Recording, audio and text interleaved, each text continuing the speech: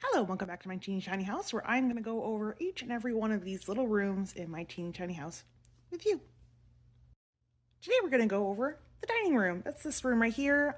You can see there is a table and 4 chairs. These are all 3D printed and painted by myself with additional accents added, which I will go into more detail in a second here.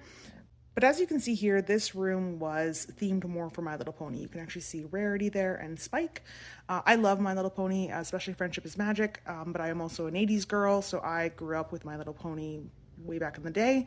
So I love all My Little Pony. So this is actually going to be themed around My Little Pony with an idea that I had tiny little figures that I'd actually be able to fit in. And that was kind of going to be the point of this house, is that I could actually put those ponies in, but I decided to move away from that pretty early on.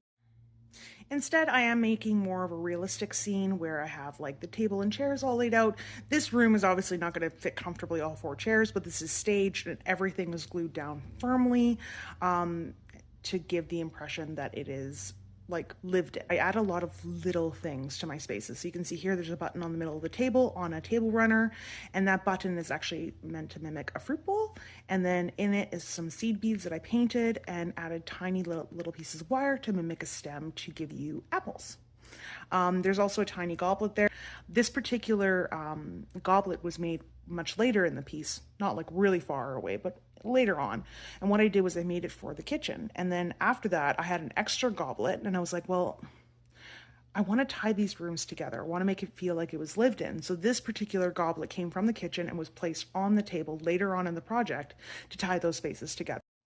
One thing I really like is the fabric that I added to the chairs, both the back and the seat. I love the textiles that I ended up adding to this piece. It adds so much life. So this room does have lighting. You can see here that is the main light in the room, and it is the only light in the room. It's meant to go over top of the table, classic, dining room style. The way the lighting works is when I was making the room, I drilled a hole through the back of the piece, and then I ran a wire through it and covered and took a paper or whatever I was using for the ceiling and popped it on top. So then I had to insert the wire into the little chandelier. It was then glued in place and secured on. So the wire is actually running beneath the ceiling paper.